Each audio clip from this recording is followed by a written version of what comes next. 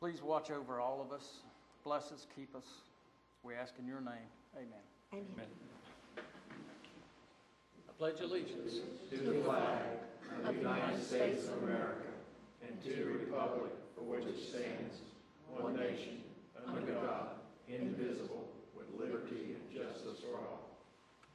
Thank you. We've got several public hearings on the agenda tonight, so we're going to jump right in and get started with public hearing number 1. The purpose of the public hearing is to receive citizens' comments on the System Development Fee Report prepared by McGill & Associates, and that is also available on the town website. This report contains a calculation of the maximum fees that can be charged for water and wastewater for new developments in the town.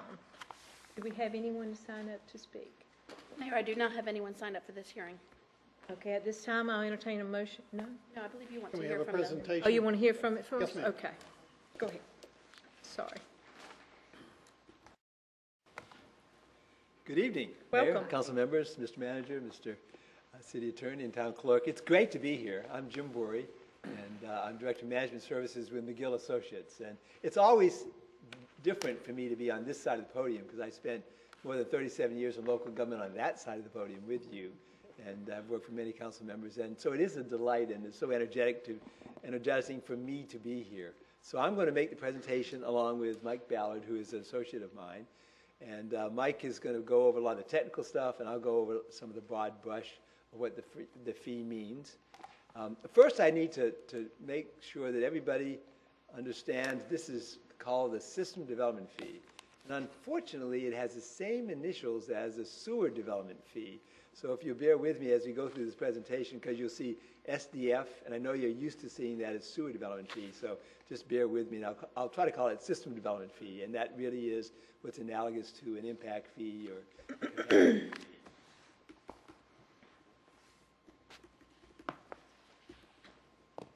So this came about with a bill that was passed last year, took effect in July, called House Bill 436, and it established a uniform approach to dealing with these system development fees, which was before called a lot of different names, and they called it the same thing, and that's across all jurisdictions. So same rules apply to all local governments, whether it's a county, a city, a sanitary district, or water sewer authority.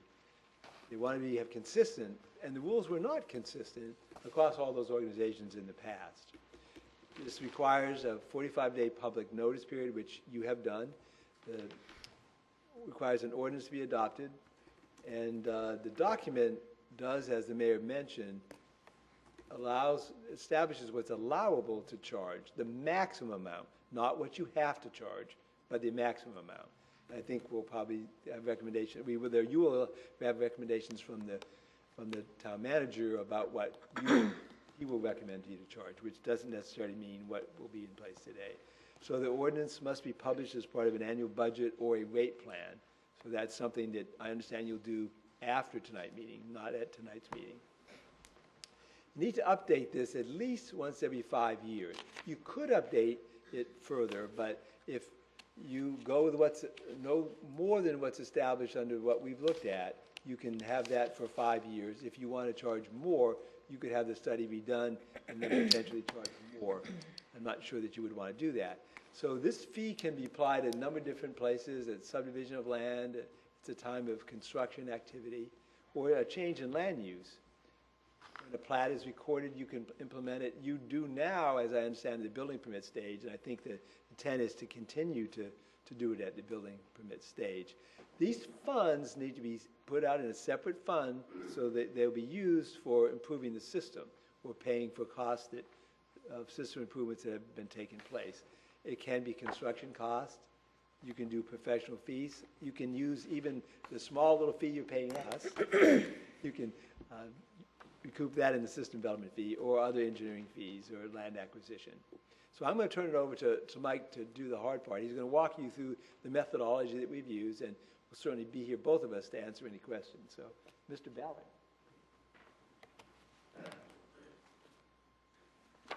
Good evening. So I'm going to talk a little bit about the methodology, which is stipulated by House Bill 436.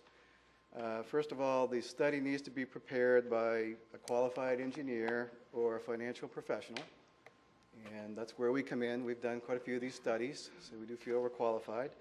The calculations need to be in accordance with accepted industry standards, and what we do is follow the American Water Works Association manual. There's a manual that outlines this very thing in quite a bit of detail and provides a lot of guidance on how to do these studies, and it's very well accepted in the industry, so that's what we use. Another important provision is that new customers buy their share of capacity at current value, and that's particularly important for this study, which is based mostly on improvements that have already been made. So obviously you don't want to be charging for a project that was built in 1970 at 1970 costs. So those get updated to current value.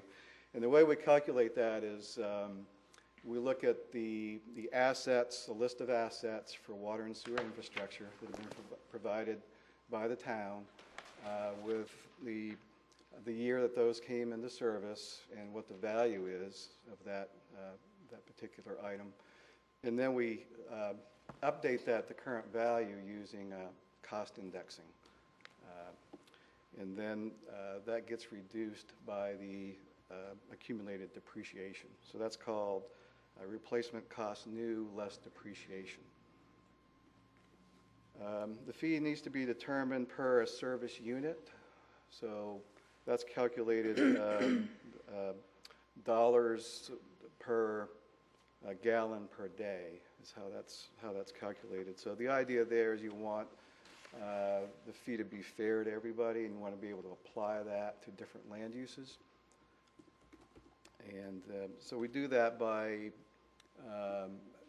calculating that cost per gallon per day, and then that can be applied to, say, a 3-bedroom residential unit, which is your most common development, generally speaking. So that's how we calculate that equivalent residential unit, and then that same unit cost can be applied, say, to a restaurant or hotel or any kind of business based on the amount of flow that's attributed to that development. There's different methods of calculating these fees for HB 436. The first method is called the buy-in method, which is based on the cost of improvements that are already in place. And the second method is called the incremental method, which is based on future improvements that you might need to implement to meet demands for development. And then the third approach is a combination of the two. In this case, here in Oak Island, you have ample capacity really to meet the demands for the study period, and not a lot of capital improvements to meet future demand. So the methodology that we chose here was the buy-in method. And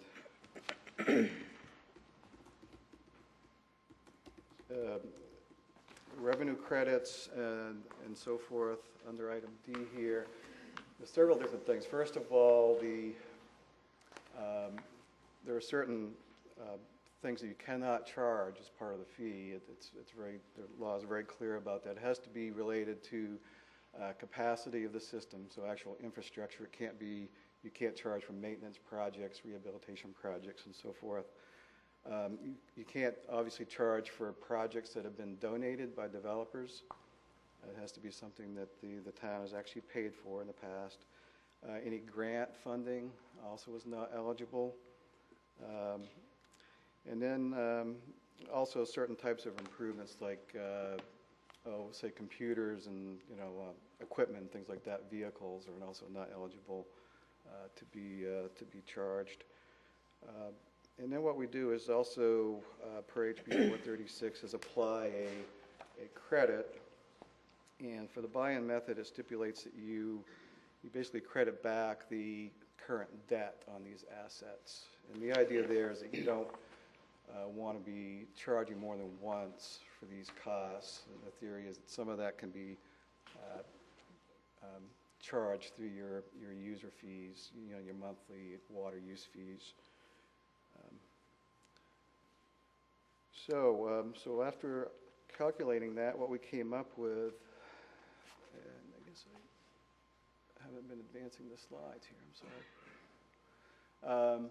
Existing water fee for a 3-bedroom residential unit is $2,892. And that's a unit cost of $7.23 per gallon per day. So for other uses, you would just apply that unit cost and flow rate for that particular use. I think in the report that we did, there's some administrative guidance on from North Carolina Administrative Code that lists certain flow values for different uses. The sewer fee was $8.63 per gallon per day, which for a 3-bedroom house would be $3,107, and then so the combination is just under $6,000. So if you're curious how this compares to other communities, I looked at about a dozen studies that we've done, and Oak Island is right about average and kind of right in the median. So it's kind of, I think, right where you want to be. You're not the highest, you're not the lowest. So I think these are very reasonable numbers. So with that, we'll open it up to any questions that you might have. So again, these are based on the expenditures, what your costs are, what you could charge, not what you have to charge, and not what you are charging today. What you're charging today is significantly less than that. And Council, all we're voting on tonight is whether we accept the report. We'll vote on the amount at a future date. Yes, ma'am. Does anybody have any questions? I have just one question. When you were talking about you could only use it for capacity, I mean, you can't, could you go over that one more time?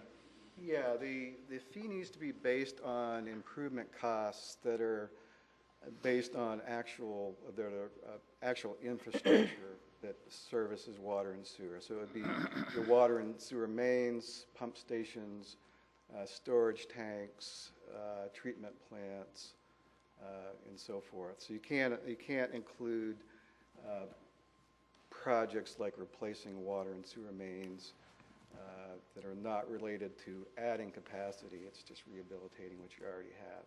Okay, gotcha. Thank you. Councilman Bott? Yes, thank you. Just as an observation, there's a world of difference between the minimum and the maximum, and that's going to be a policy issue for us going forward. I'm curious, in reading your report, there's a wonderful phrase called rational nexus, which I have to confess I love that. And you chose the buy-in method as opposed to the combination method. And the way I read your report, that's based on two assumptions. One, we have more than adequate capacity, and two, we don't anticipate any capital. Is that fair to say? Are those the assumptions you're... Yes, that is fair to say. Okay. You're also predicating your report on the idea that the majority of houses will be 3-bedroom, 2-bath. Is that correct? And what I'm leading towards is whether or not you factored in the building boom we're experiencing and the fact that we could, before the next 5-year period is realized, we could be completely built out on the island side. And that's my concern with your report. I just wonder if you could respond to that. So to address the bedroom size, that's not what we have predicted will be a typical house, because it probably won't be. In a lot of the beach communities that we've worked with, we see some very large houses and a lot of bedrooms that are rented out. That is what is the standard across the state in terms of a typical house. But all of it is pegged to the actual flow that's going to that house. So it's all proportional. You get a bigger house, and you'll charge a bigger fee. So it really, if we could have picked 5 bedrooms as a typical house, it would have came out the same way. It just happened to be the standard that is well used in the manuals and across the state. So it really wouldn't matter whatever we pick, because it's based on the amount of flow that goes to that. Yeah, so it's an assumption based on current usage, but does not really anticipate increased usage even if we build out. Is that fair? No, it would anticipate, so if there's a house that comes in which has 10 bedrooms, you would charge more. I would recommend that you charge more because it's proportional again. So you would charge more for that additional flow. It's basically the same thing we're doing now. We charge $1,500 for each habitable room after the 3 bedrooms. And what we would impose coming in January at the retreat would basically be a fee schedule that would sort of be mimicking that, just as what he's talking about. That's graduated. Yes, sir. That's fine. Thank you, gentlemen. Any more questions before? Thank you, gentlemen. Appreciate you Very coming much. tonight. Pleasure working with you Welcome. and the manager. Okay, this time I entertain a motion to close public hearing number 1. So moved. Second? Second. Please. All in favor? Thank you. Staff does recommend acceptance of this report tonight. Madam Mayor, I make a motion to accept the System Development Fees Report from McGill Associates. Second. Second. All in favor, please raise your hand. Thank you. Public hearing number 2. The purpose of the public hearing is to receive citizen comments on a proposed amendment to modify the text in section 10.104.1 and section A.3 definitions to adjust the ordinance requirements for fill and to remove the imaginary illustration for the building height definition. Do we have anyone I that? do not have anyone signed up for this public hearing. And we don't have any presentation, so I'll entertain a motion to close public hearing number 2. So moved, Madam Mayor. Second? Second. All in favor? Thank you. Council may take action on this proposed amendment tonight, and the floor is open for discussion or comment. Please, could you, for just a second?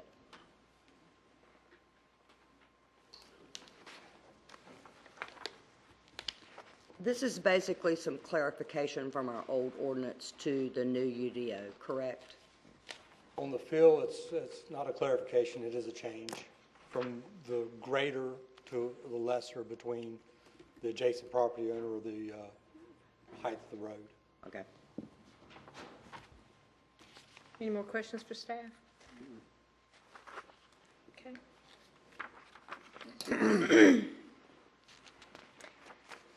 Any more discussion? I entertain a motion. Madam Mayor, I'll make a motion to approve the proposed text amendment and to adopt the associated plan consistency statement. Second. All in favor, please. Thank you. Public hearing number 3. The purpose of the public hearing is to receive citizens' comments on the proposed amendment to section 5.3 to adjust the ordinance requirements for a minor subdivision and to mandate a 2-year period before another minor subdivision can be applied for on the same tract and parcel. Anyone to speak on that? I do not have anyone signed up for this public hearing. Okay, at this time I entertain a motion to close public hearing number 3. So moved. Second. All in favor? All right. Jake or Steve, either one, probably have a question or two for you. Any questions for staff? Okay, maybe we don't have questions for you, but thank you, Jake. Appreciate your effort. Jake, just for clarification, could you kind of explain exactly what the recommendation is for? We had wording in our previous zoning ordinance that went away when our new Unified Development Ordinance was adopted in October that basically said if you want to do a minor subdivision, that's fine, here's the definition, the requirements, etc. But if you do one, you can't do another one on the same original tract for another 3-year period. And that was to close the loophole so someone just couldn't do a dozen minor subdivisions in a row, avoid the major subdivision process altogether. It requires open space requirements and everything like that. So we're just carrying that wording over too, for that reason. Okay, thank you. Thank you. Staff does recommend approval of this, well, they recommend approval. Madam Mayor, Make a motion? I make a motion to approve the proposed text amendment and to adopt the associated plan consistency statement. Thank you, Madam Councilman Bell. Second, please. Second. All in favor? Thank you. Moving along to public hearing number 4. The purpose of the public hearing is to receive citizen comment and the clarification of an amendment made to Section 32-76, the tree and vegetation guidelines, to clarify the caliper, is that how you say that? Caliber, excuse me, of trees to be saved. Lynn Gullidge.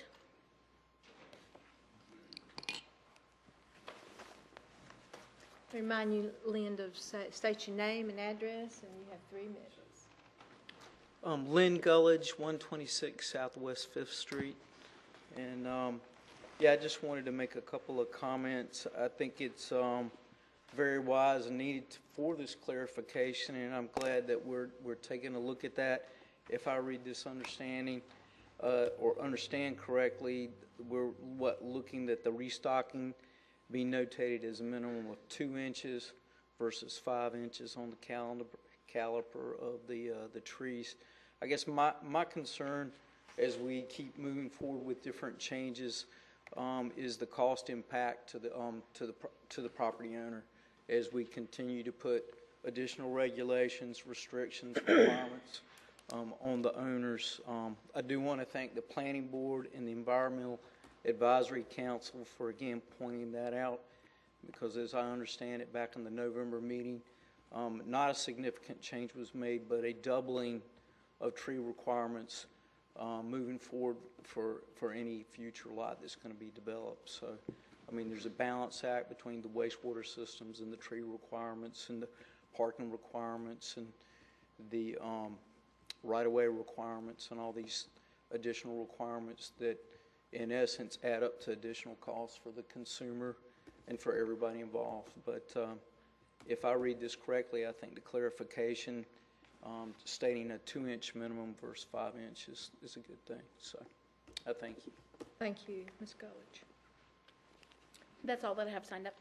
This time I entertain a motion to close public hearing number 4. So moved. Close public Second. hearing. All in favor? Got to get quicker, Charlie.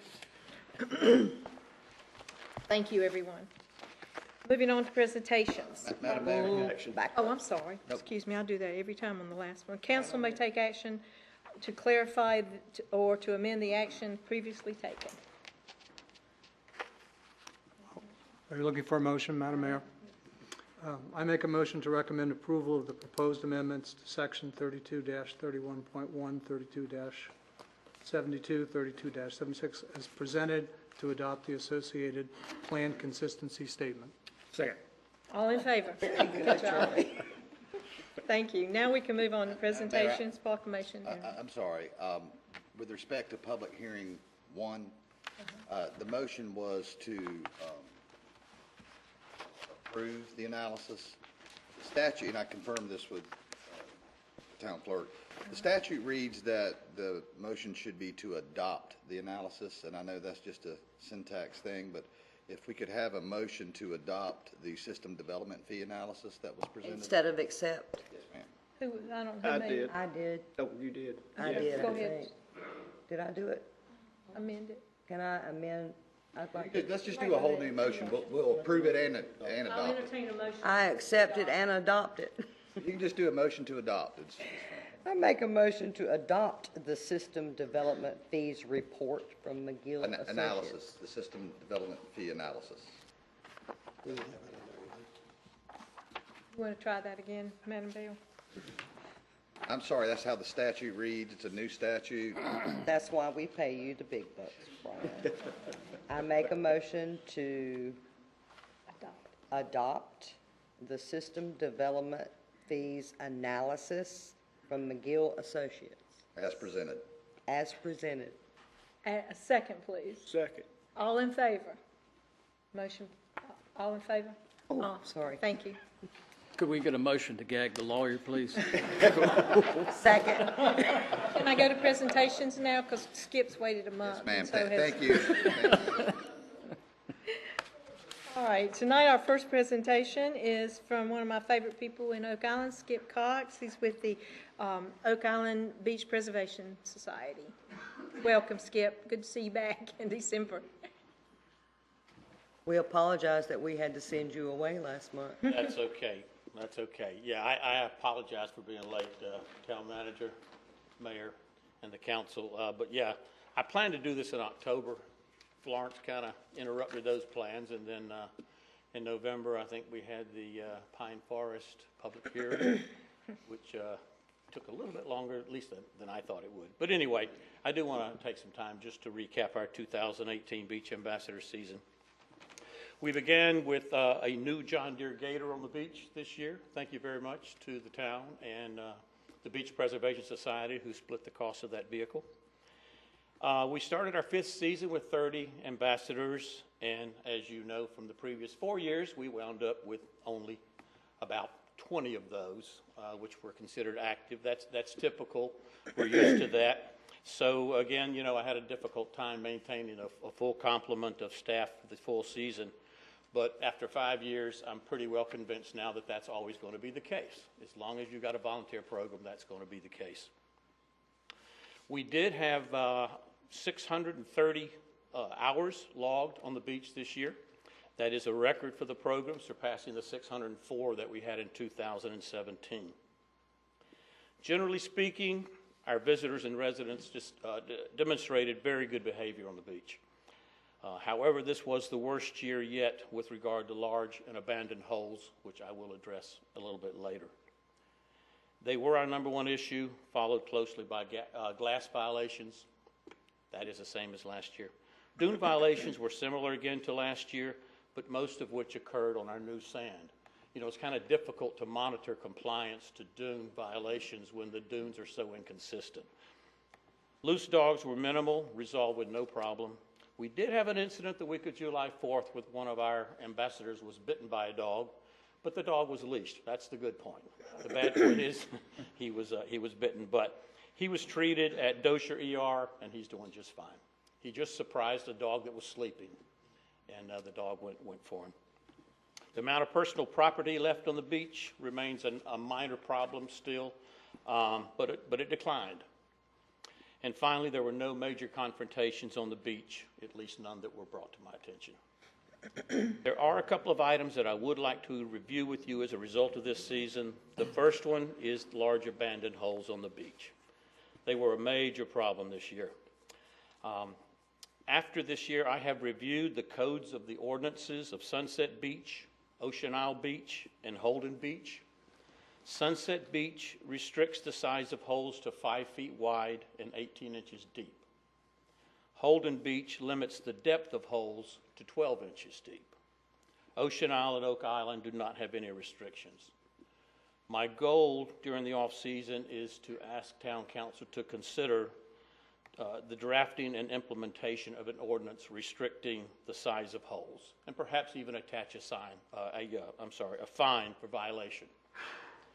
My personal opinion is that the Sunset Beach ordinance is a very reasonable one and doesn't totally take away the insatiable desire of visitors and residents to dig holes. It's just it's a desire they have to do. Everybody loves to dig holes. The enforcement, however, is always going to be a problem because we can't always, we can't take a ruler out there with us, can we? Or a yardstick or somehow to try and enforce this. But the key thing about holes is that, of course, at night, they are a real problem with people walking at night, especially at high tides. And then you consider how turtle protective we are on this island. If a nesting mother is attempting to reach a dune or some safe place to lay an egg or lay her nest, if she hits a hole, she's either going to turn around and leave, or she'll get caught in that hole and may not be able to get out of that hole. So that's another issue there. Next, I would like to comment on the new program implemented late this season involving paid personnel trained to serve as beach patrol. I was disappointed that I kind of accidentally learned about this program, and I would have thought that if the goals of this program were similar to that of the Beach Ambassador program, then perhaps I could have been notified with the details, and maybe we could have seen how we could integrate those two toward the common goals of each. Now, based on my limited knowledge of the program, I would like to point out what I think are the following distinctions between the two. First of all, town personnel are paid employees. Beach ambassadors are unpaid volunteers. Town personnel have the authority to issue citations. Beach ambassadors have no authority whatsoever. Town personnel travel in police cars, at least for the enforcement of illegal parking at beach accesses. And then others travel on four-wheel ATVs. Beach ambassadors walk the beach. Town personnel do not pick up litter or fill abandoned holes as part of their duties. Beach ambassadors pick up litter on every patrol and always fill abandoned holes. Now, I understand that one of the primary functions of the program is to address the illegal parking that is rampant at our beach accesses, and I'm very supportive of that. But I'll be interested to see how the enforcement of our beach ordinances takes place. I hope the town sees the value of our Beach Ambassador program and what it has brought to Oak Island for the past 5 years, and I hope that the town appreciates all the efforts that these fine volunteers have made. If you wish for the program to continue for the 6th year, we will be prepared to do so. I appreciate your attention, and happy holidays to all of you. Thank you, Mr. Cox. And I'd Any questions? like to say to staff that would be a good idea to have you get with David at some point and talk about the holes and the other suggestion you made. Thank you. Thank you. And we love our beach volunteers. All right, next presentation is what we always look forward to, Matt, is the audit for 2017 and 18. Yeah, when our eyes unglass over. No, welcome. Thank you for coming. Entertainment portion of your meeting. Thank you all very much for having me. My name is Matt McLean, and I'm a CPA and partner with S. Preston Douglas and Associates. I want to thank you all for your continued relationship with our firm. David Hatton and I came in 5 years ago with both of our heads spinning, and to really see the progress that has been made with the town from that period of time till now has been really exciting to watch, and I think that this audit report really reflects that. So we'll get into that as we move forward. But if you'll open up the presentations that were just laid in front of you and turn to the table of contents here, you'll see on page 4 is the independent auditor's report. I will not read this entire thing to you, but I just want to go over, what your responsibilities are and our responsibility and the opinion that we came up with at the end of our audit. But starting at the top, we have audited the accompanying financial statements of the governmental activities, the business type activities, the discretely presented component unit, which of course is the Oak Island ABC Board, each major fund, and the aggregate remaining fund information for the town of Oak Island as of and for the year ended June 30, 2018, and the related notes to the financial statements, which collectively comprise the town's basic financial statements as listed in the table of contents.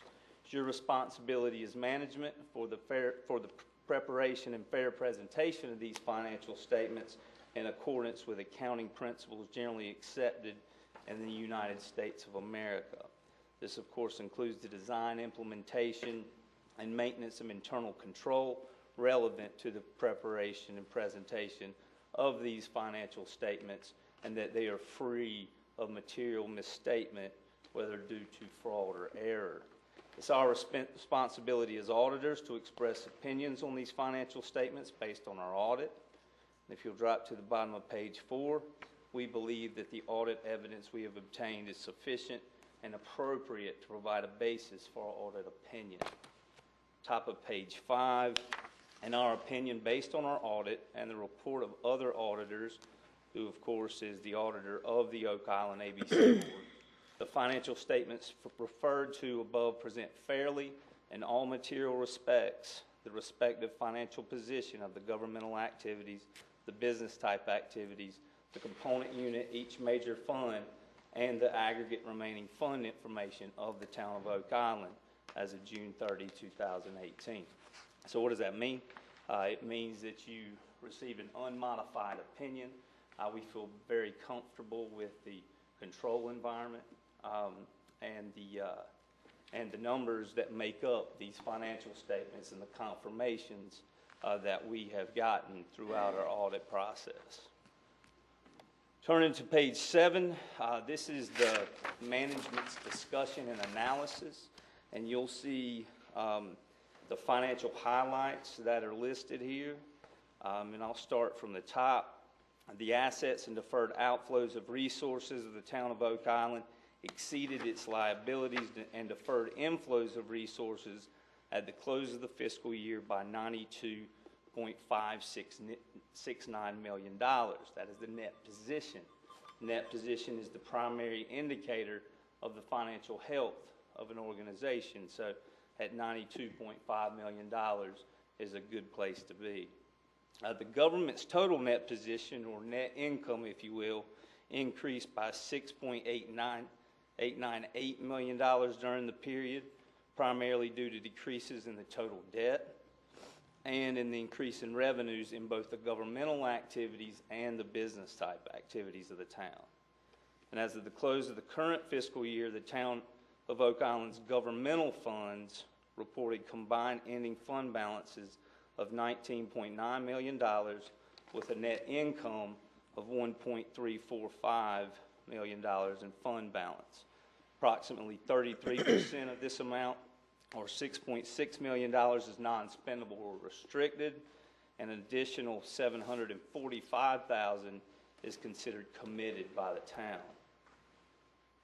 At the end of the current fiscal year, unassigned fund balance for the general fund was $12.5 million, or about 63% of total general fund expenditures for the fiscal year.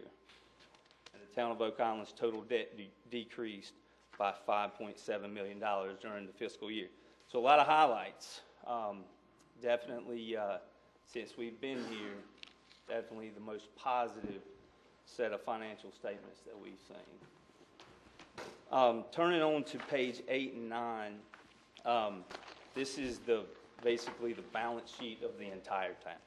It takes a look at the governmental activities and the business activities, the assets, liabilities, and of course net position of which is left over. So total current assets of the town is $48 million. Total assets, including the non-current assets, which of course is our capital assets, of $143,452 gives us total asset amount of $191,476,000. Our liabilities at $6.6 million. Current liabilities, at $6.6 million, and long-term liabilities at $93.2 million. Total liabilities of $99.849, leaving us a net position at the bottom of page 9 of $92,569,413. One of the areas that I like to look at when looking at a balance sheet is really looking at your working capital ratio, or the liquidity of a town. Taking a look at, all your current assets versus your liabilities. Your current liabilities, how many times could you pay those over, right?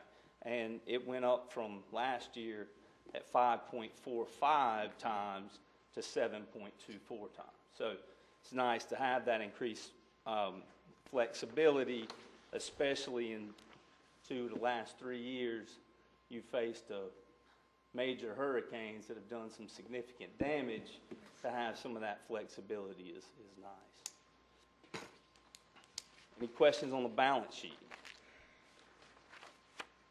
All right, moving on to page 10 and 11. This is the income statement. I know this statement is hard on the eyes here, but you can see you have your governmental activities listed first, your business type activities underneath. All your expenses are listed first. So all your expenses in the governmental activities are $17.4 million. Business type activities at almost $16.5 million. And of course, all your revenues, charges for services, operating grants and contributions, your capital grants and contributions, and all your total general revenues at the bottom of page 11 leaves you with a change in net position or a net income figure of $6.898 million. Y'all with me there? Okay, so almost $7 million in net income in this fiscal year. On page 12 is the balance sheet of just the governmental funds. And when I say the governmental funds, that's the general fund, your beach tax fund, your beach renourishment, and then the total non-major funds, which are your accommodations tax, your pier capital project fund, and your beach preservation fund. Total assets here are $20.2 million. Liabilities at $297,219, leaving you a total fund balance of $19.897 million. $12.5 million is unassigned. Okay, that, again, when we're talking about that flexibility, having an unassigned fund balance for a beach town, that is, and I mentioned before, in this case, you could pay 63% of your total general fund expenditures. I think that is makes a lot of sense with the kind of environment we're facing now. Any questions on that? Indeed, I have a question, and this is a question that we've explored before, but this is largely for the public. Let me begin by saying that your audit is unqualified, correct? No recommendations, so congratulations to management for that. And this talk of income generated by the business community and reduction in debt, but it's largely driven by the building boom, is that correct? Sure. So extrapolating forward, that may or may not be a sustainable source of income, just so the public knows that. My question is about free balance. What is the gap requirement for free balance? I know we're at 12.5, but as a percentage of the budget, we're much higher than the gap requirement, correct? Well, it's not a gap requirement. All right.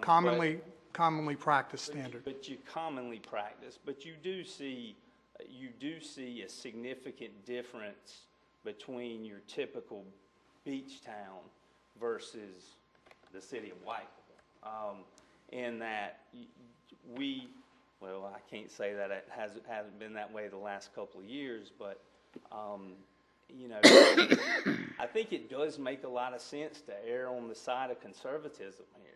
Well, is it conservatism or is it excess? That's my question. I need a number. What percentage would you normally expect to find? Well, I normally in a beach town about 50%, but in your typical town, you're hovering around 30%.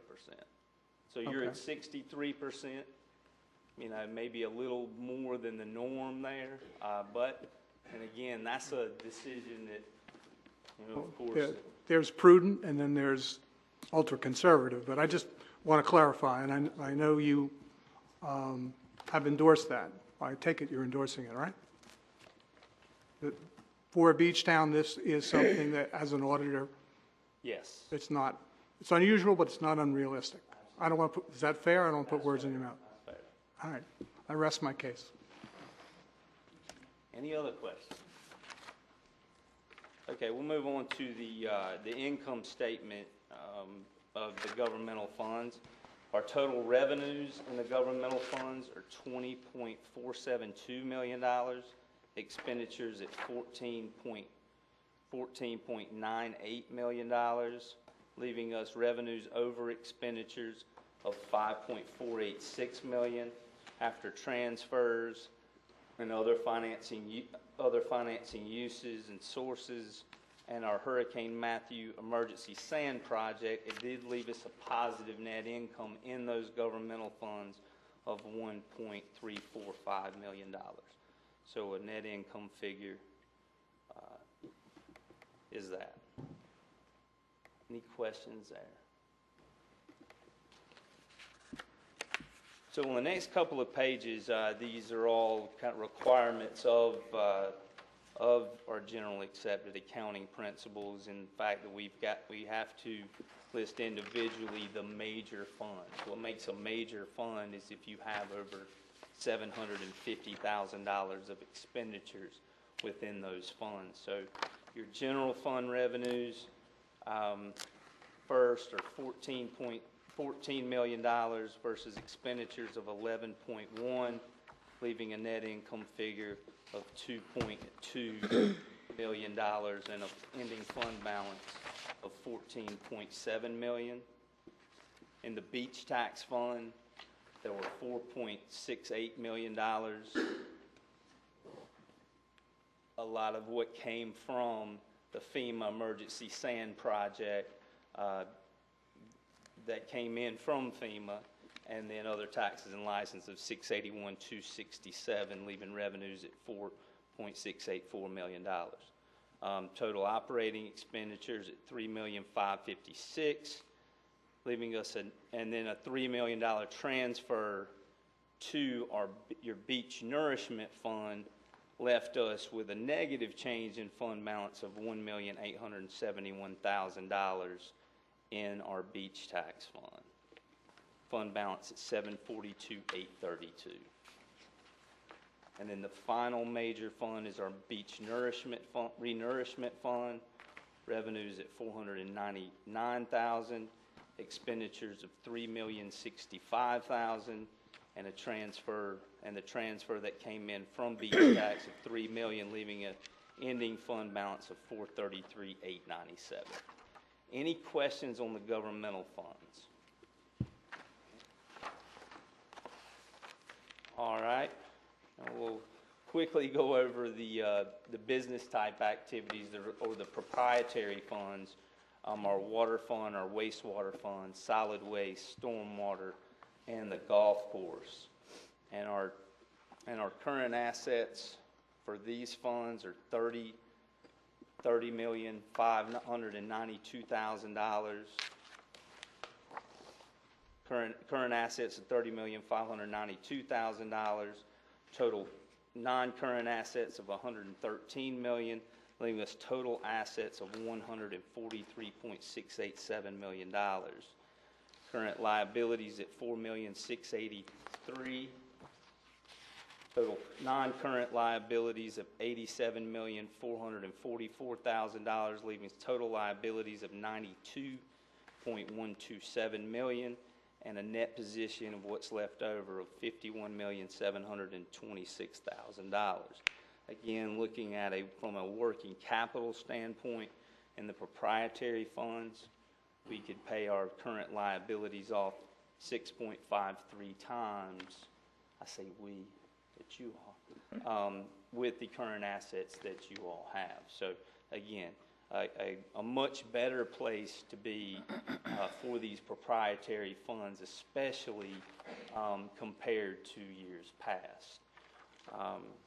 And then finally, our income statement for the proprietary funds on page 22.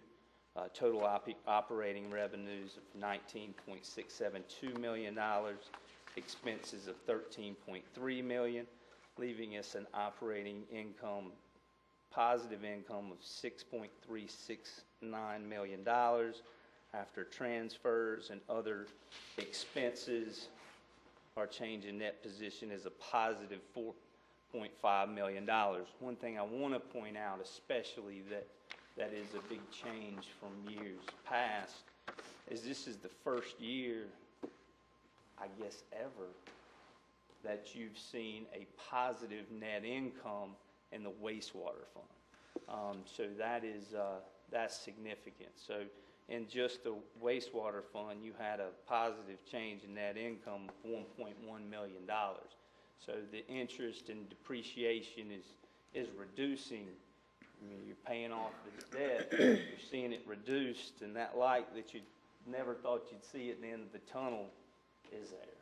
So that is a positive. You've been really depending on the water fund to pick up the slack there, and wastewater fund is starting to do it on its own.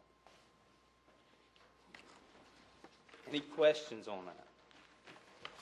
The next page is the statement of cash flows. Of course, this is just cash in and out of the proprietary funds. We had an increase in cash of $6 million. total cash of $32.297 million in the proprietary funds. And then on page 26 and 27 are the schedule of ad valorem taxes receivable and the analysis of the current tax levy. The collections and credits over this year, tax-wise, was $8.132 million. Looking on page, that's on page 26. And if you flip over to page 27 and look at the collection percentage of the current year's taxes, you see that current year's taxes are being collected at a 99.21% rate. That's my girl. That is.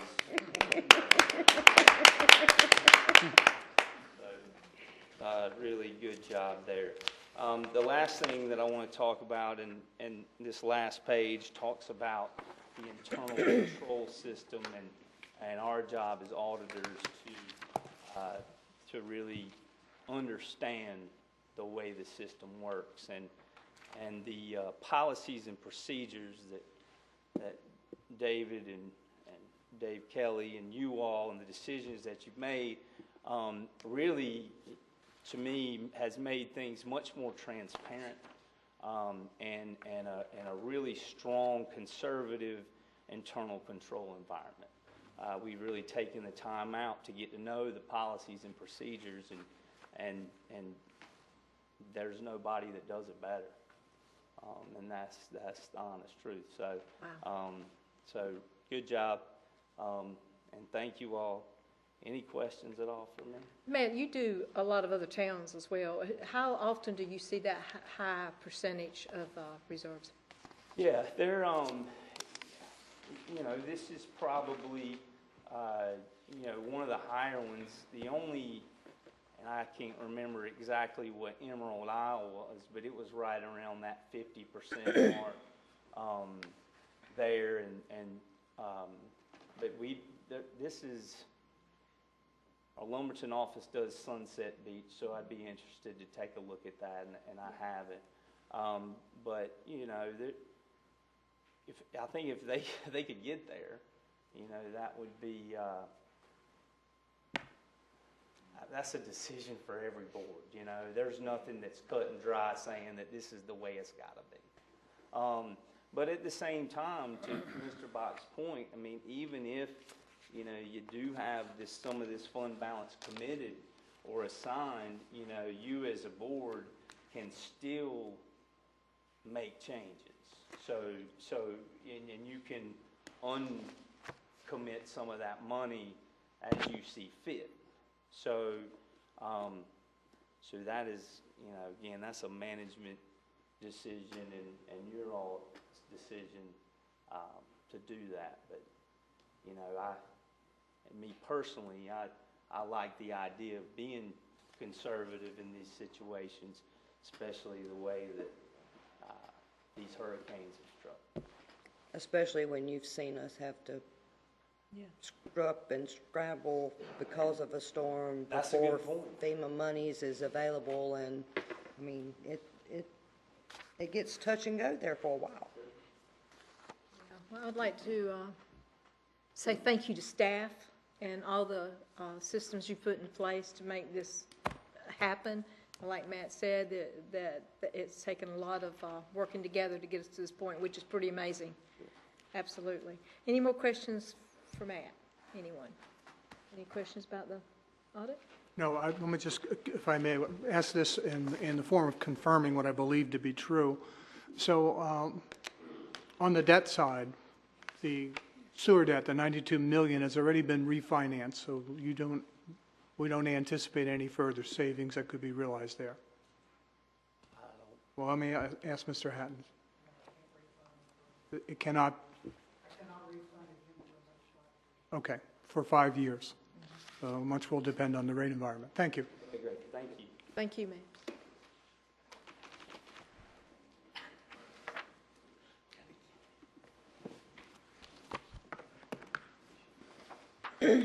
Thank you again. At this time, I'd like to ask any of the council members if they have amendment to the if they have anything they'd like to amend on the agenda. Excuse me. Any amendments? No, ma'am. Entertain a motion to approve. Motion to approve. Second. Second. All in favor? Moving on to the public comments. Do we have anyone signed up, Lisa? I'd like to remind you to state your name and your address, and Councilman Scott will give you 3 minutes. Joe Stanton.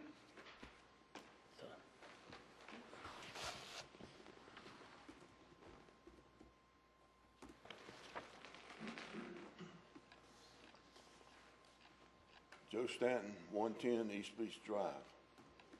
Sounds like I could borrow some money from the town. Oak Island Drive, Middleton, and East and West Beach Drive are state highways. Going down Oak Island Drive, before you get to 40th Street, either way, there's some nice signs. Next beach access, 2.5 miles. Or first beach access, pointing down 40th. At one time, Chad Hicks had a nice sign at the end of Middleton, at the intersection of Oak Island Drive, of Middleton and East and West Beach Drive. Well, that sign is now gone. Paid for by the town. I don't know what happened to it, but it was a nice sign pointing to Oak Island Drive and Highway 211. We need to get the state, at no cost to the city, to put a blinker at the intersection of Middleton and Beach and East Beach and West Drive. People are missing any signs or anything to go down Middleton to get to Oak Island Drive and 211. You'd be surprised at how many people, even locals, miss turning on Middleton. And about half of them will end up turning in my drive. Now, I'm not talking 1 or 2 a day. During the summer, it's 100 or more per day. My drive happens to be paved. It's about a 25-foot drive. It's a nice turnaround that I'm furnishing all the tourists and everybody else. I would appreciate it to help the town and make things a whole lot easier if they would put some signs up before you get to Middleton, and also contact the state to see if they wouldn't put a blinker there. Because sooner or later, it's going to be a bad wreck at that one intersection, even though it's a stop.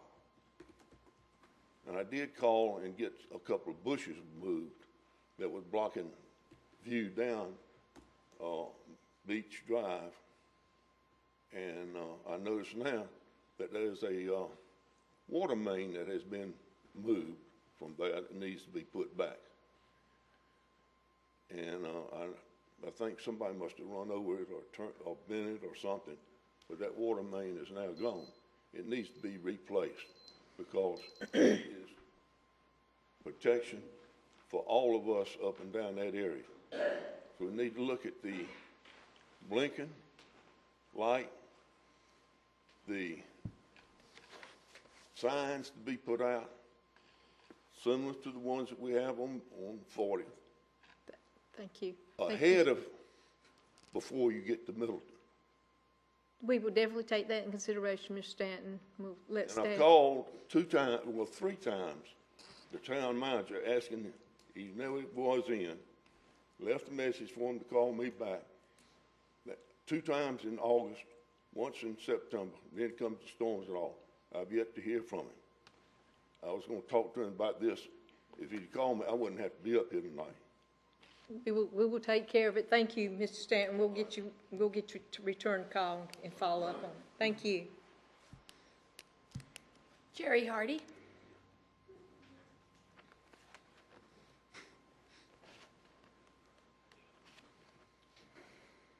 Jerry Hardy, 134 Northeast 11th Street. I'm here for the Beach Preservation Society. Your town committee for beach preservation has been very active this year in reaching out to engage people. With our education and engagement mission, we have reached over 1,500 adults and youth through 32 events and opportunities that we supported or assisted through the Beach Preservation Trust Fund. Along the way, we logged 9,900 volunteer hours.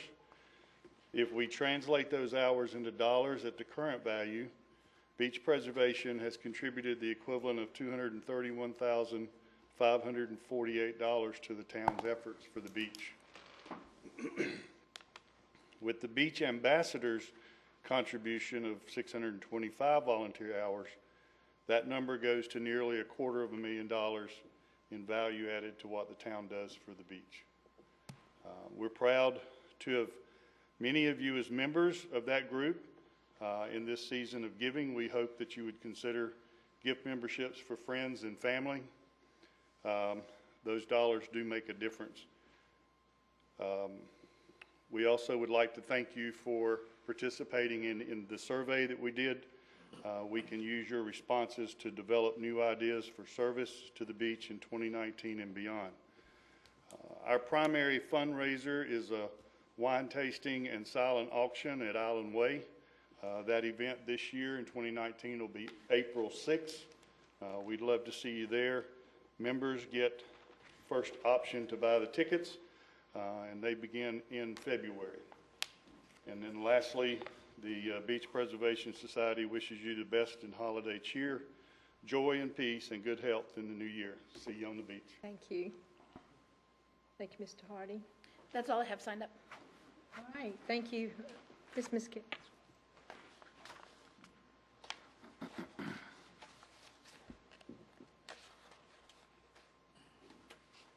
Sorry, I got here after she'd picked it up. That's fine. Helen Cashville, 3407 Northeast, 3407 East Yacht Drive. Congratulations on your audit that you had tonight. Now then, that's the pretty part. I'm going to tell you about the ugly part. The hurricane this year proved that we have not been spending our money prudently on infrastructure. We have equipment that's been, backhoes that have been used that are absolutely 20 years old, rusted. I will tell you about one spot in particular. I talked about last time the hot spots where we have all the flooding. Northeast 38th was worked on by the town. The week after, or a couple of weeks later, we had another big hurricane, another big rain come through, and across the street where the patch was made, a fountain actually shot up out of the ground for about 2 feet. We have pictures of it. The Powell bill money is being saved. I'd like to know why we haven't had any streets paved in 3 or 4 years.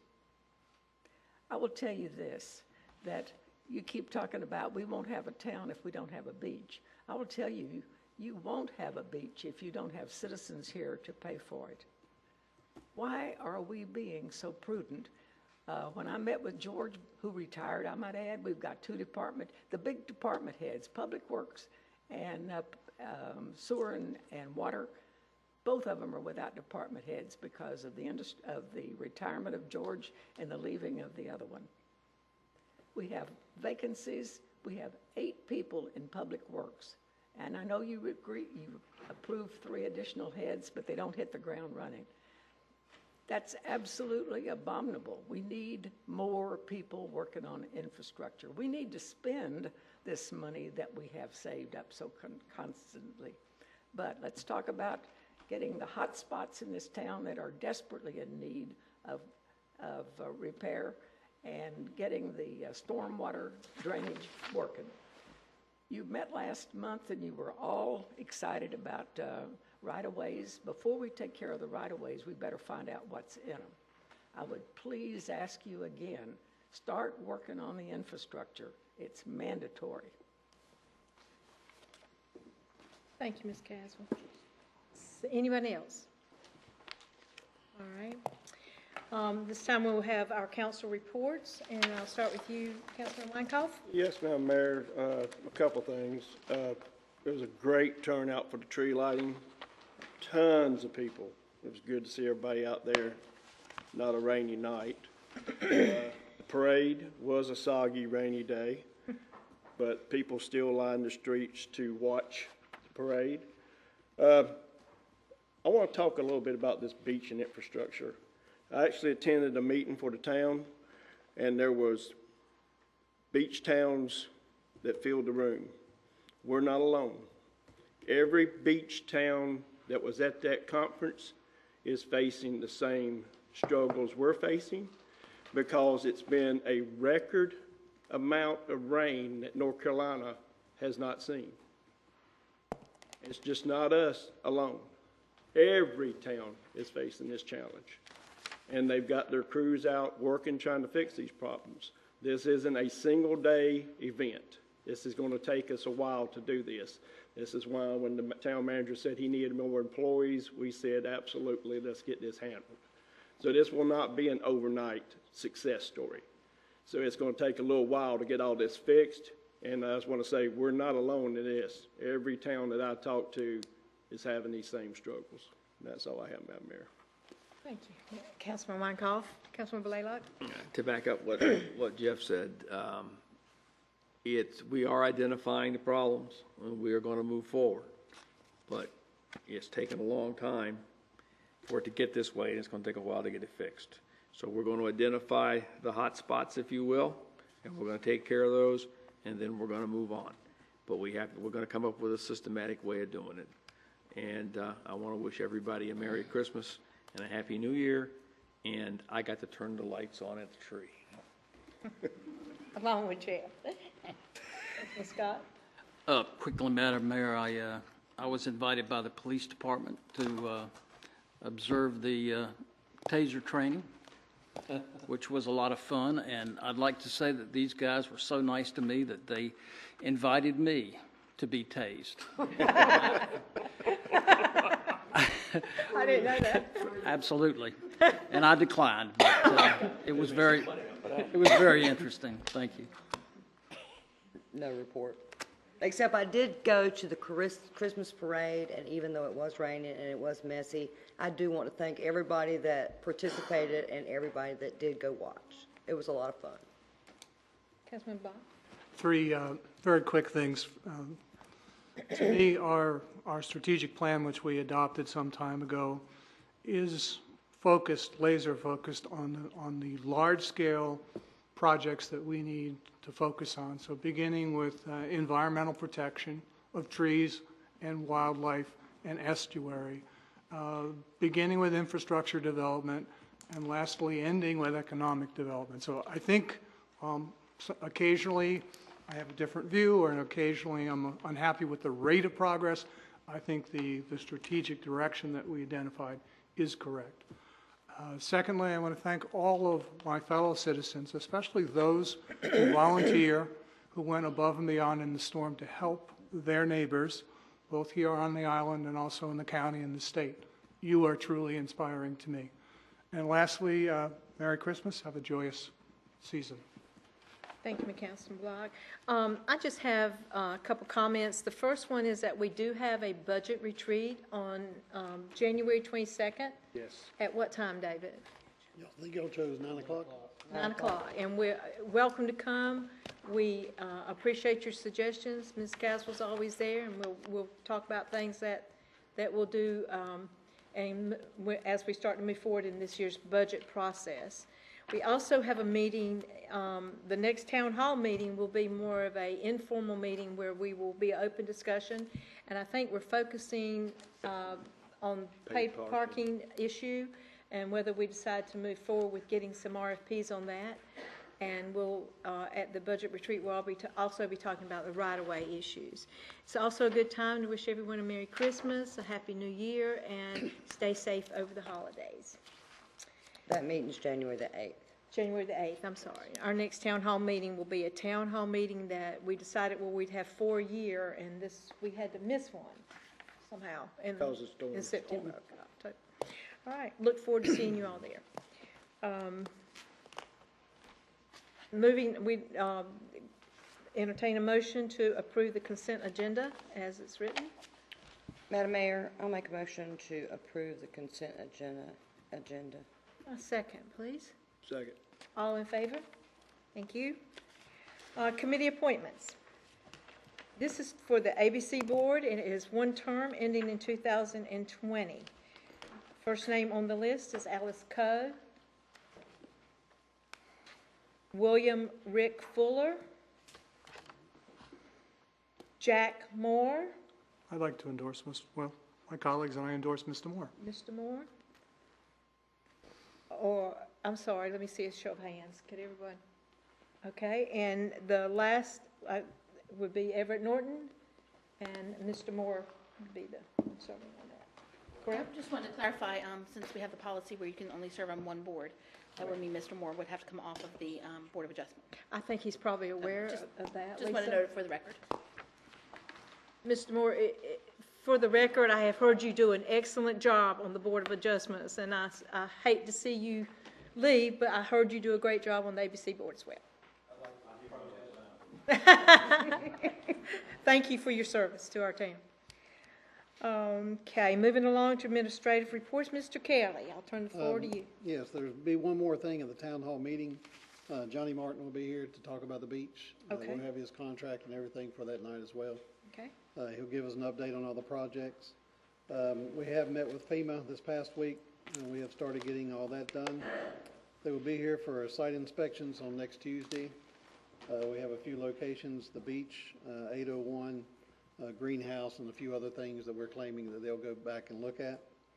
You already mentioned the treat. Citizens Academy, we'll start getting that information out. That'll be the month of February. We'll do that. We have got a draft out for the RFP for parking, so y'all can review that and get back to us so we can When present do we that. think that'll be in? When's it due back? Hopefully y'all will get it back to us this week. Oh, okay. That's for the restaurant in 801? No, that is for the paid parking. Oh, paid parking. Okay, thank you. We've also had a few requests about placing a stop sign or making a four-way stop at the intersection of 55th and Yacht where the boat ramp is. Was going to ask y'all how y'all feel about that. Don't all speak up at one time. Any comments from council? What's the staff recommendation on that?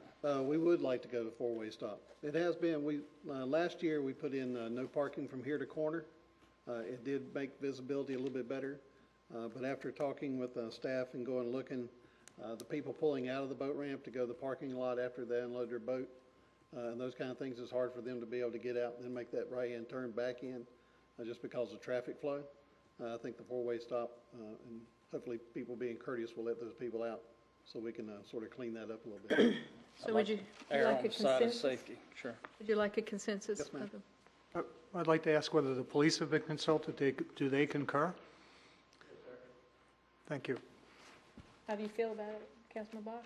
You good with I it? think we should err on the side of safety. I just want to make sure that traffic management Guys? Okay. concurs.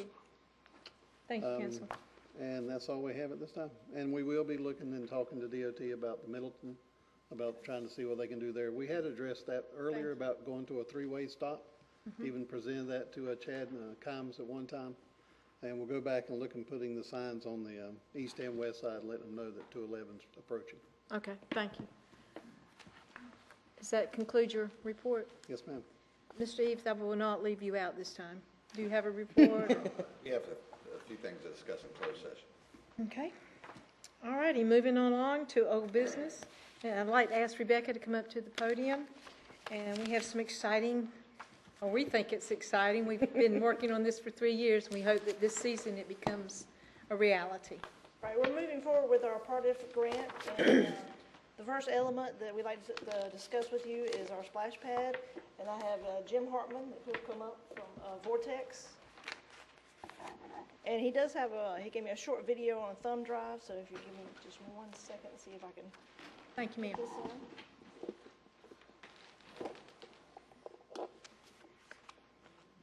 And while you're doing that, Rebecca, can you repeat Jim's last name?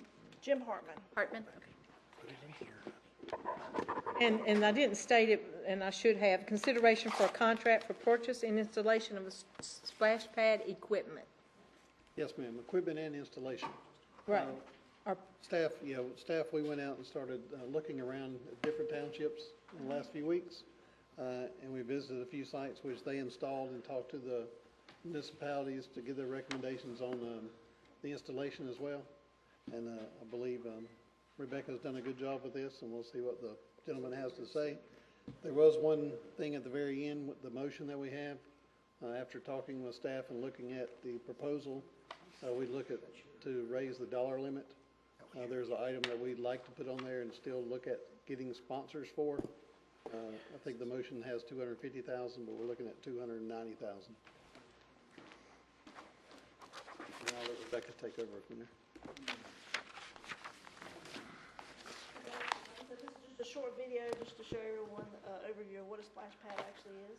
Okay. It's just taken a minute to load, so in the meantime, does everyone know what a splash pad is? I know that some people have no clue when we start talking about this. So just in case there's any questions, feel free to ask. But basically what it is, it's all the equipment, basically all the same kind of stuff that goes involved in putting in a swimming pool. And the difference with a splash pad is that tank of water that recirculates is underground. And so there's no open body of water, so there are no lifeguards required and so forth and so on. And then all the play value happens on a concrete slab where kids are playing around and running throughout in and out of water streams.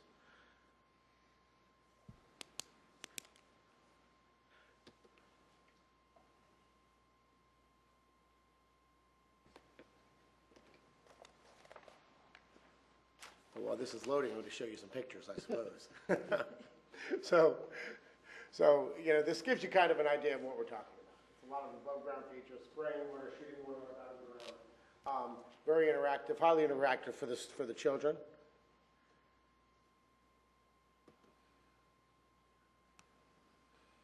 And let's see if we have video yet. Nope. It's QuickTime not available. Software.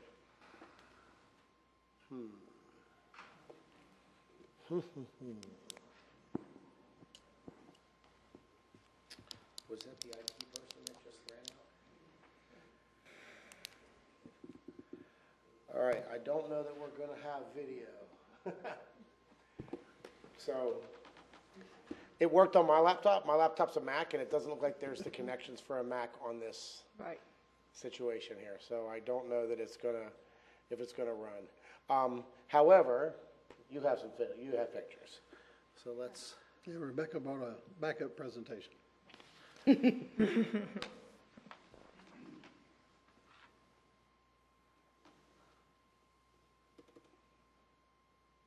go. Okay.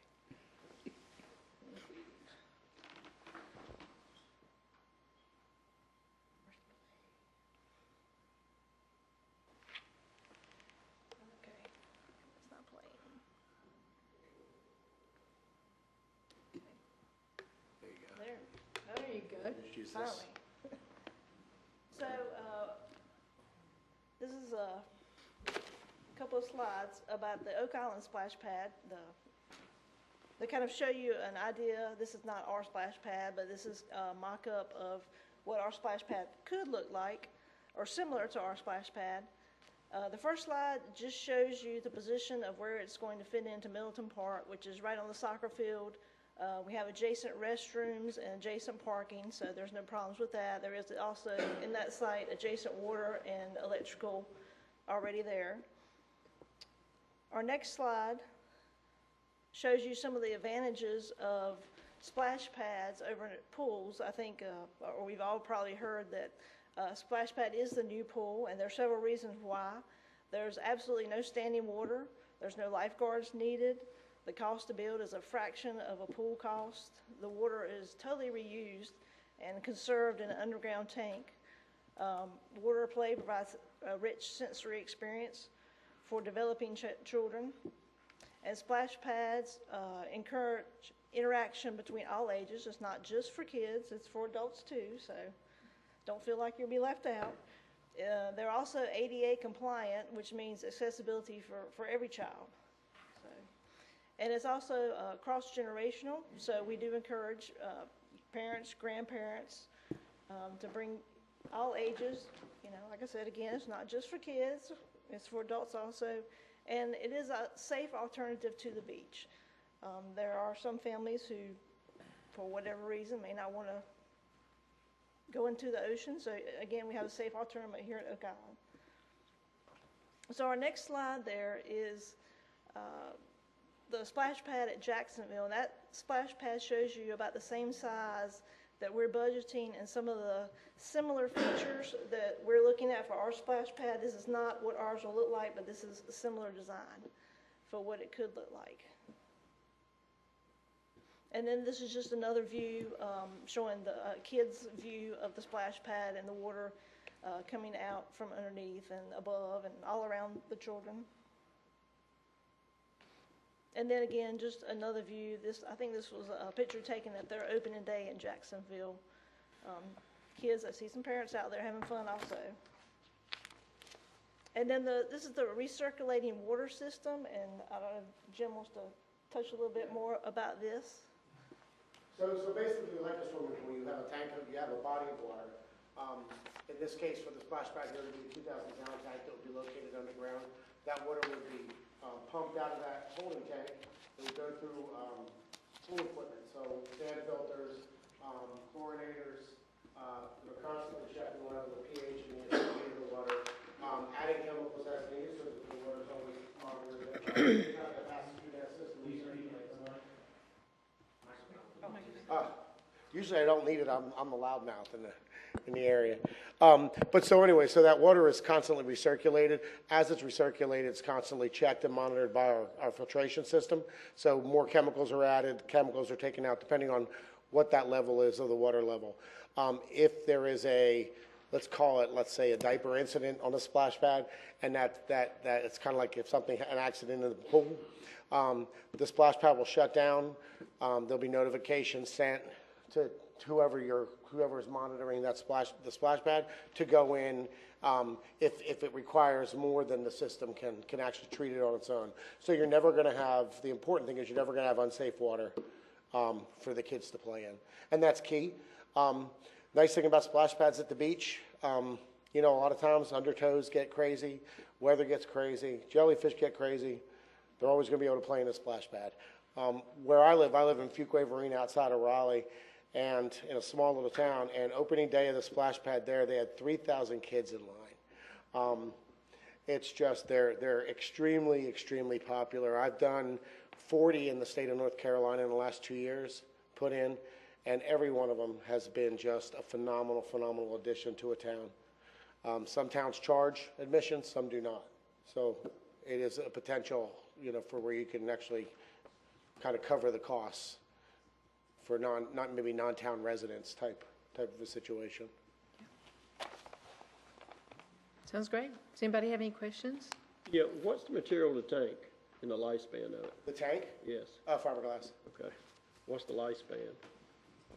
What's the lifespan of it?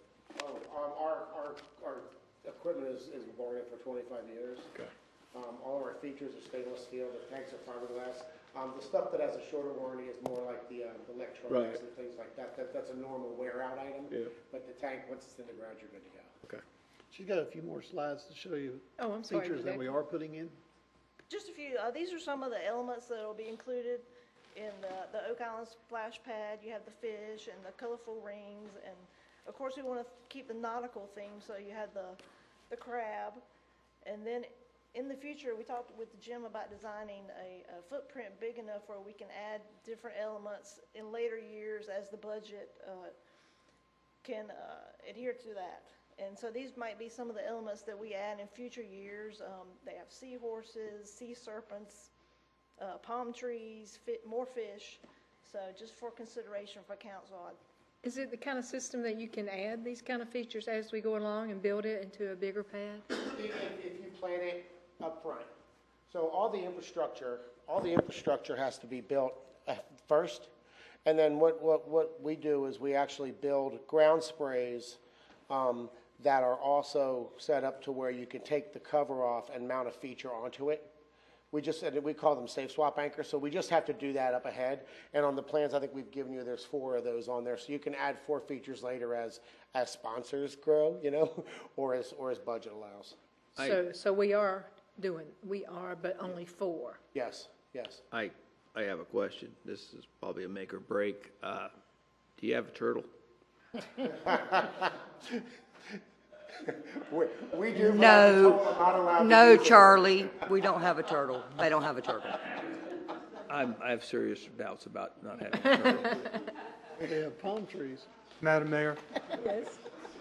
Madam Mayor, forgive me because I was not part of the council that approved this project initially. So when you mention its popularity, which I don't doubt, do you have any studies on return on investment? I mean, is this something that will draw more people to the island?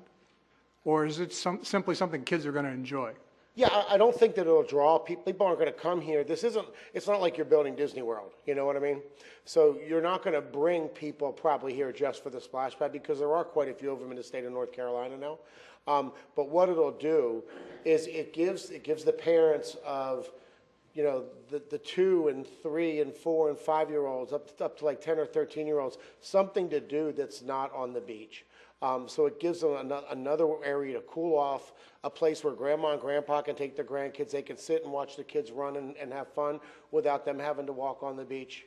They're very accessible, so you're going to get any kids with any kind of special needs kids that have super accessibility to water play that they maybe wouldn't not have at the beach. Okay, so I should think of it more as a town amenity as opposed to something we're investing in which has a potential return. Is that fair? Correct. Any kind of return, probably like if you charged for non-town residents, like people that are here for the summer, tourists, that would probably cover your costs. It's not going to be an income positive addition. I do have a different opinion of you. I do think it'll give you an edge over other beach towns just because I'm in tourism. And when you list that you have a splash pad and no other town around you does, I think it will give you an edge, especially with the new pier in town. Just a little bit. It's not going to make you come here if we didn't have the beach anyway, but it'll put you on top of the mark-off bucket list. And I hate to disagree with you, Jim. But I know I have talked to a few realty companies who have called and want to know when's the splash pad going to be built, and they definitely want to advertise it in their promotion of Oak Island. So I do think it will be a draw. It will be the only one in Brunswick County, so it will definitely set us apart from any other beach. And an awesome marketing opportunity for all those accommodation places to buy into the support of that. Our There you go. sponsorships or There you go. Just to follow up on that, I have already talked with the Wilmington Sharks, and they are very interested in participating. They're going to send Sharky down and that sort of thing, and they like to promote it as much as they can. Yeah, great, wonderful. Okay, so it maintains a competitive advantage. Absolutely. Thank you. No I'm doubt. trying to get the It won't in Fruitgrove Arena, but it would if you're shopping for where you're going to take your children for the summer vacation. So the rationale's twofold. It's an amenity for the town, and it also gives us a competitive advantage. Absolutely. Thank My you. opinion only. So. And we meet all the requirements of the grant. Correct. Okay. Is that it, Rebecca? Anybody has any further questions? I'd like to know what the change order is from the original amount to the current amount. Well, what we looked at, we had a certain amount of monies that we were looking at that we could utilize. Rebecca reached back out to the Partif people and asked them if we could move some monies around through the application that we had. And they will allow us to use monies for the current play area there at Middleton Park. We can add a few features into that instead of building a new playground next to the splash pad we were looking at. So that frees up some monies that we can do some extra features, because what we were looking at was taking some features away from the splash pad, and then that was going to minimize what we were trying to fulfill in the front. So we started looking at it. There was an item that we'd all like to be able to put there, which is about a 25-foot, the bucket. The super splash, yeah. Yeah, it's called a super splash. That's the one that people can see when they're driving up and those kind of things. That's about a $25,000 item. And that's for the retirees specifically, right? It's for anybody that, once it gets so many gallons in it, it dumps and. Gotcha. All right, so we're moving existing funds around. Yes, sir. As opposed to incurring debt. Yes. That was my point. Thank you. Jim actually has a picture of the,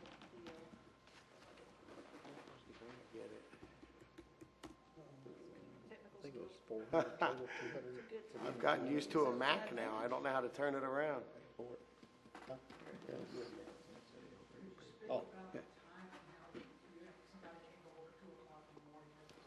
Yeah. So, okay, so the bucket, if you turn your head sideways and pretend you're straight, it's that big thing dumping water. It's like 65 gallons every 4 minutes dumping on the kids.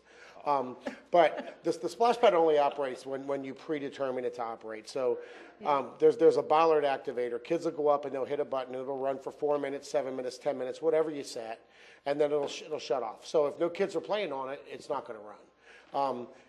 Also, someone can't go up at 10 o'clock at night and decide they want to play on the splash pad. So it's only going to be operating on when we set the timers for you, when you want it. Most places you're looking at like 10 to 6, 10 to 7. Just really depends on what you set it up as. So yeah, it's not a 24/7, shower for people coming off the beach. Will there be lights there that if we did want to keep it open in the evening? we are going to have, yes, we're talking about Brunswick Electric putting exterior lights around the facility, but we're not talking about putting lights into the splash pad itself. We have talked about renting it out in the evening hours, 6 to 8. Well, a lot of people leave the beach about 4, and then they're looking for something to do in the evening, especially in the summertime when it stays sunlight. Yeah. And Dave, you want to step up and say how much the grant and stuff is and what our matching funds are? Please, sir. Well, initially for the Middleton Park, we have a $200,000 part of grant, of which it's a dollar for dollar match from the town. So we have committed the $400,000. And as Dave said earlier, we were going to use approximately $50,000 for the playground. And now we've, as he said, we've opened up $25,000 that we could put towards the splash pad and just add a couple of items to the park over there for handicap accessible. It has to be that as part of the grant.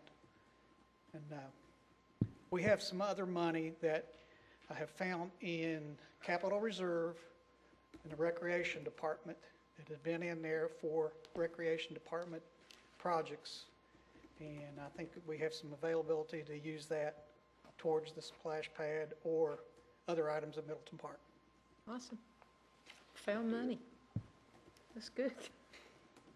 Thank you, Dave. Any more questions before we? Okay, well, staff recommends the motion to approve the amount not to exceed, was it $290? $290 for the purchase and installation of splash pad materials and. Oh, sorry. We'll start over. You're talking about now in the splash pad.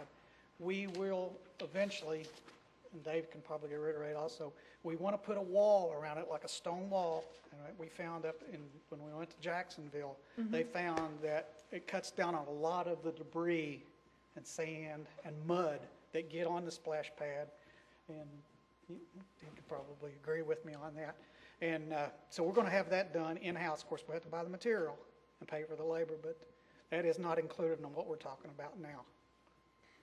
So I wanted, and plus the building, we went to in Jacksonville, they had one of their splash pads. They had just like a building built, just like a pool pump house.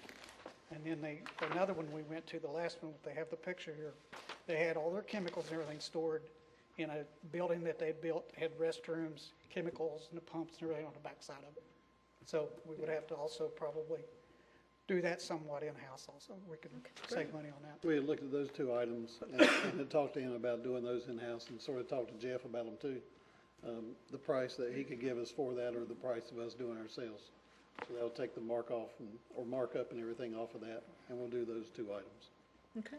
Madam Mayor, Yes. make a motion to approve an amount not to exceed $290,000 for purchase and installation of the splash pad materials and authorize the town manager to sign the contract following review by the town attorney. Second. All in favor? Abstain. All in favor? 4? Okay, thank you. All right, moving on to new business. First item on the agenda, here we go, Mayor Pro Tem Scott. I guess you're stepping down, but I'd like to Yes. tell you publicly how big help you've been, and I appreciate your support all this whole year. Thank you very much, and Madam Mayor, I have a motion. Yes, sir. I would like to nominate my good friend and colleague, Jeff Weinkoff, for next mayor pro tem. Second. All in favor, Jeff Feinkoff? Thank you very much. Thank you. Well, that was quick. Thank you, Councilman Scott. I'll miss you. You think I can train Councilman Weinkoff? No. I look forward to working with you, Jim. Yes, ma'am, Madam Mayor. Next item under the new business is the approval of the 2019 council meeting schedule. And David, how do you want to proceed with this one? You want to? I make a motion. Has to everybody approve the list of responded to regular- your? You can go through and talk about each month, or ask if anybody has any other kind of ideas they would like to bring forward, or however you'd like to proceed. Well, let's all get our calendars out and go month by month and sit and just check The it off. meetings that you've got scheduled are the normal second Tuesday night of the month. Yes, ma'am. Yes, ma'am. So what's Why change? about? Yeah. For the sake of consistency, let's just leave it the way it is. I agree. Change it if Madam needed. Mayor, I would ask for a personal indulgence. I will not be available on February 12th. The other dates are fine for my calendar. That's a regular town meeting though, right? Correct. Yeah. Are you, I have the 19th or the 26th. I'll be away during the 5th and 12th. so you're asking us to move the regular town? I'm asking for a person, yes. Council, you want to chime in on that? Are we good with that? And what dates did you say we could? do? 19 or 26 are the next two Tuesdays in February. We would have to do it probably the 19th if we did that. And you'd have to advertise a special meeting, Lisa, right? Lisa, Well, what you kind of, would change it on this schedule before you adopt it, so it'd be the regular meeting. The only advertising issues I would run into would be, since February is such a short month, the planning board doesn't meet until the 21st. Just one person. Well, that wouldn't affect that. But anything that we had to advertise between the 19th and the 12th, 27th, 6th, we could meet it. any objections to, Now, what month is that? it's February? February. Hold on, huh? If we do it at this point, it should not be that big a deal as if we advertise it as that date, correct, Lisa? Is that how, or, Yes, I mean, you could change it on the schedule before you adopted it. If you need to change a meeting later, we just have to notify the sunshine list.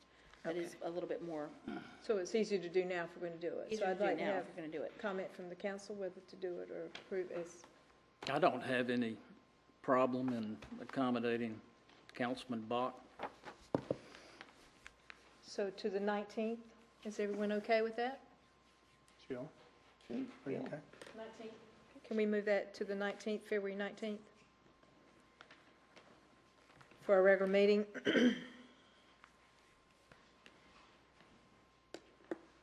Now, technically, Councilor Bell, you already made a motion to adopt the schedule. Are you withdrawing that, or? I didn't, did I? Oh, yeah. You did. Yes, I'm withdrawing that. I started it, but I don't think I finished it. Okay. Any more dates problematic for anyone? Not that we know of right this minute.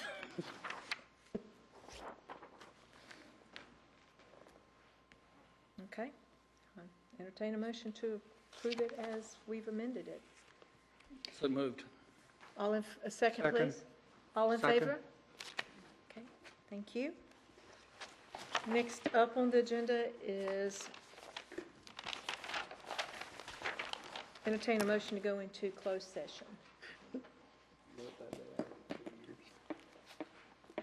Anyone make a motion? I'll to make go- a motion to go into closed session to discuss specific personnel, to consult with town attorneys on pending litigation pursuant to NCGS 143-318, 11A, 3, and 6.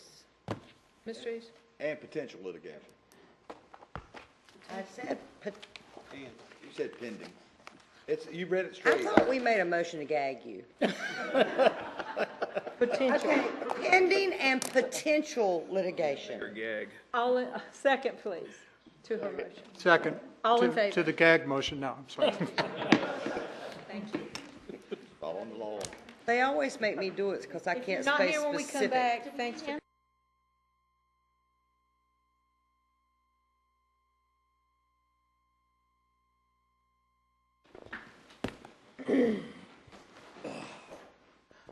You're on.